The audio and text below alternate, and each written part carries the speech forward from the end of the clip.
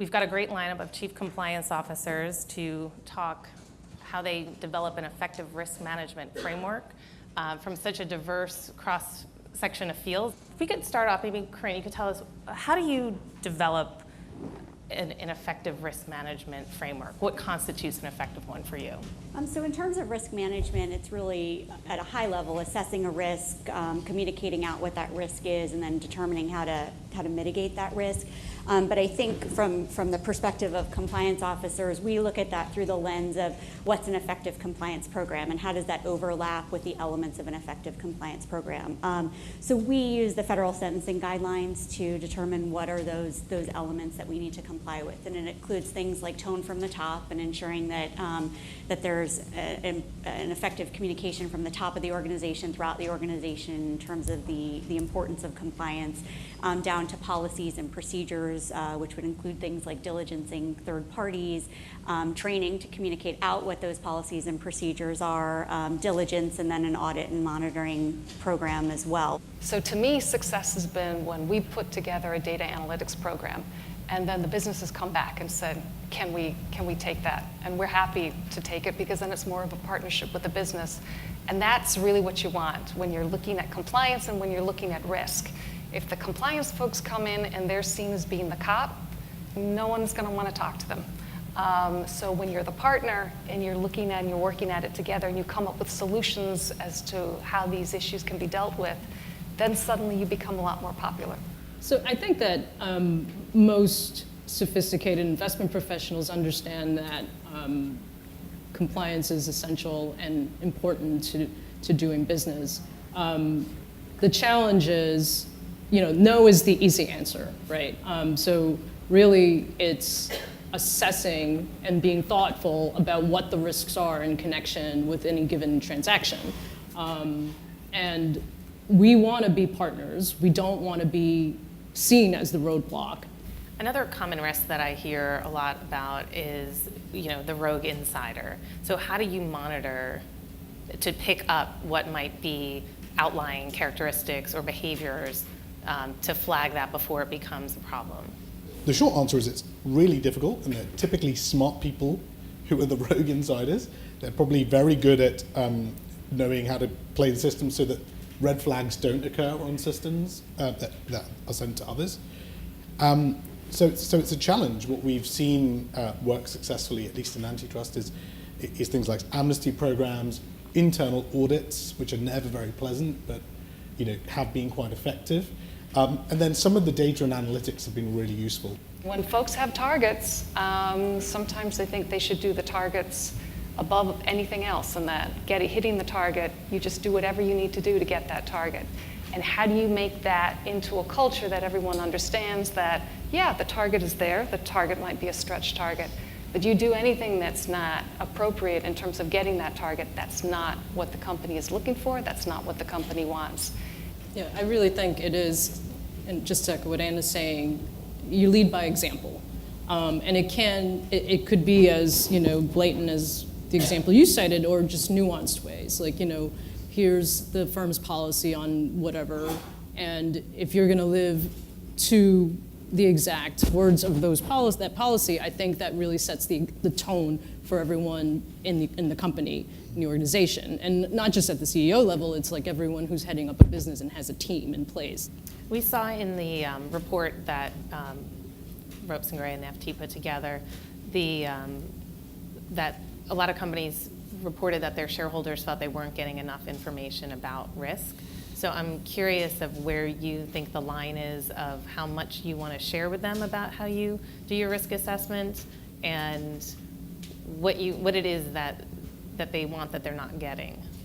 I think it's a real challenge, right? Because boards and shareholders, they don't want to be battered with this information every week or every month, right? They have other pressing things to do. But certainly what we've begun to see and begun to help prepare are sort of at least quarterly reports on compliance, which I think are kind of a useful barometer for them and also enable a bit of sort of monitoring data over time. And so if you can regularize that, that's some of the stuff we help with clients, for clients. Anybody who's on the board, just with all of the issues that are coming up, they realize that they've had to step up and really understand the issues, and they ask a lot of questions with regard to compliance and risk assessments more generally. I think with regard to shareholders, you've seen a change, I think, a bit in how the annual reports are put together and the discussions that you have there on risk and also on the quarterly reports. The other interesting piece from the survey was the second to China, the UK and Brazil were the kind of the areas of most concern. Is that reflecting mostly the Brexit uncertainty? I think some of it is clearly Brexit driven, and there's a considerable degree of uncertainty today. That uncertainty is driven not only as regards the sort of financial, commercialist impacts of Brexit, but also sort of the personal impact of Brexit. That London has been tremendously successful at attracting talent from all parts of Europe who come there to be part of a world-leading city in the financial markets in particular. And then suddenly this vote casts some doubt on their leave to remain. One of the other geopolitical factors is the US right now, and sort of some of the uncertainty here from geopolitics, but also, is there going to be deregulation?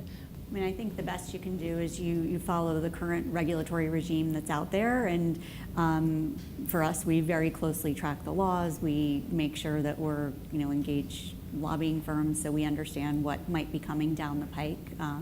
But I think that the best you can do is comply with what you have in front of you and prepare in the event that there's a shift. And I think that's why an effective compliance program really is a nimble compliance program, so that you have some foresight as to what's coming down the pike, and then you can adapt.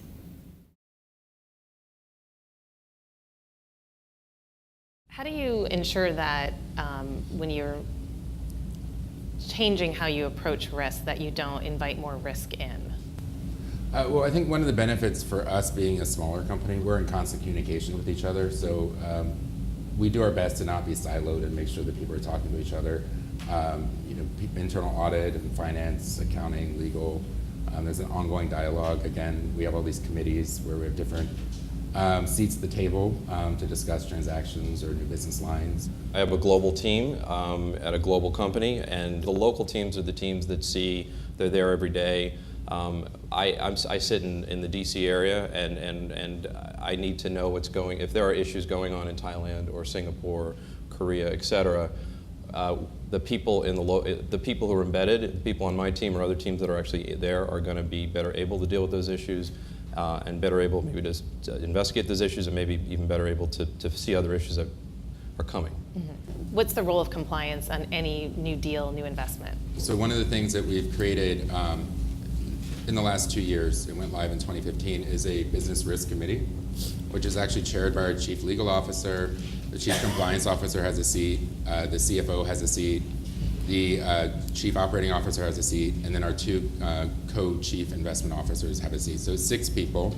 All new business lines have to go to the business risk committee. We also have it's called an ethics and compliance committee.